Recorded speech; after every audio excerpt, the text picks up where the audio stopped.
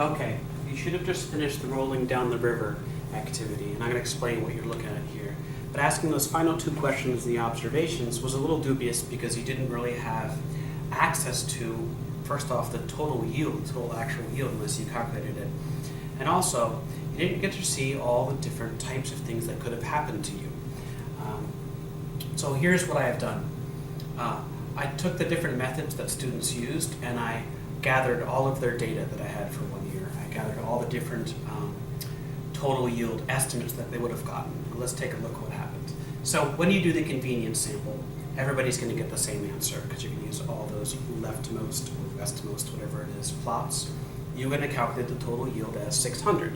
60 times 10, that's the total yield. Now in actuality, that's a terrible estimate because the total yield, if you calculate it, is 5,004. You would vastly underestimate the total yield systematically with that method because being closer to the river does help the crops grow, which could be anticipated. So knowing nothing in SRS, a simple random sample, is a decent way to go. We don't know nothing though, but it's a decent way to go. Helps to get a little bit of this, a little bit of that randomly. So when you got a random 10 out of the whole bunch, here's roughly 100 different values that students got. Now things to notice. The mean of those estimates was about 4,900 or so. It was close. So it's close to 5,004. This is called an unbiased estimate, meaning it doesn't systematically underestimate anything. This is a biased estimate. This will underestimate it, but it's not necessarily, the method isn't biased.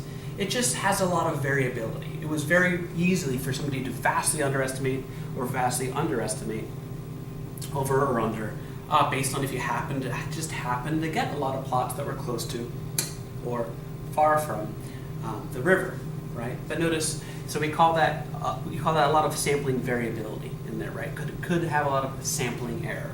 An estimate of that sampling error, I mean, thinking about it, would be 927. That's the standard deviation. That's what that's showing you. The standard deviation, the average distance of these values from the mean, is almost 1,000, right? That's a lot of variability. So next, the activity had you use vertical stratifying. That's where you had to get a random 1 out of every column you should have done. Now that actually ends up making a lot of sense, but also ends up being really good because you end up getting 1 out of every group, where every group is very similar. That ends up giving a good method. Now notice, this is also an unbiased estimator in the long run.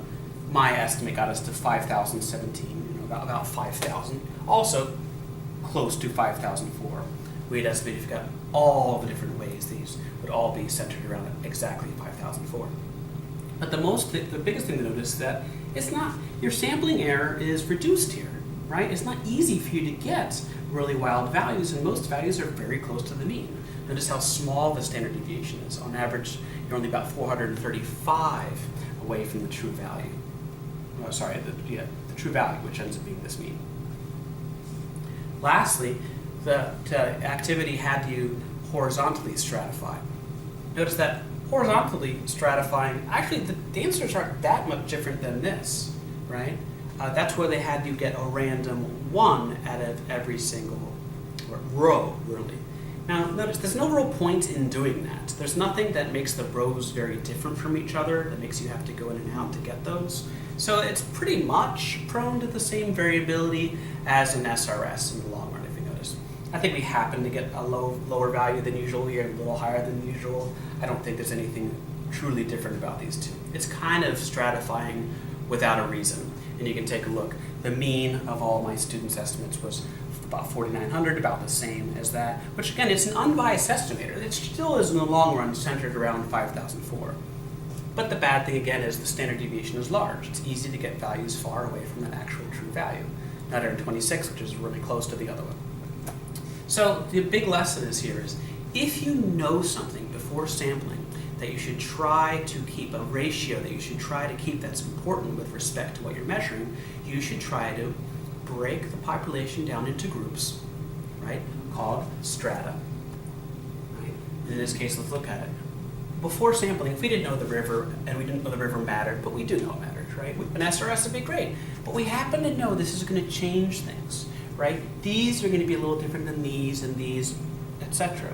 So it makes sense to say, let's make each one of these a stratum and sample randomly, because there are other factors that we're not sure of. There are other things in here, so we still make it random.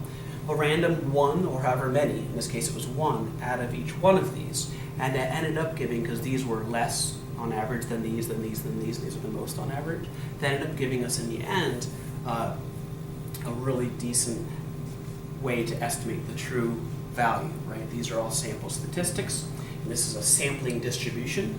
A sampling distribution is just really, it would be all the possible values you could get.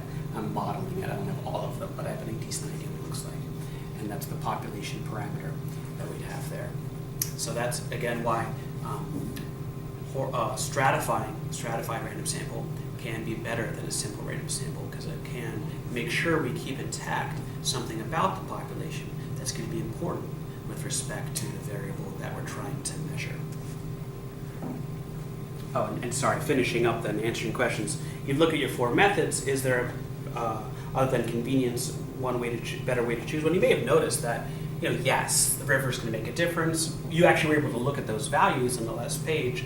Stratifying vertically made the most sense. And lastly, how did your estimates vary according to your different methods? You different students could have done a lot of different things. I'm sure you found this was really low, and these were all higher. They may or may not have been close to each other.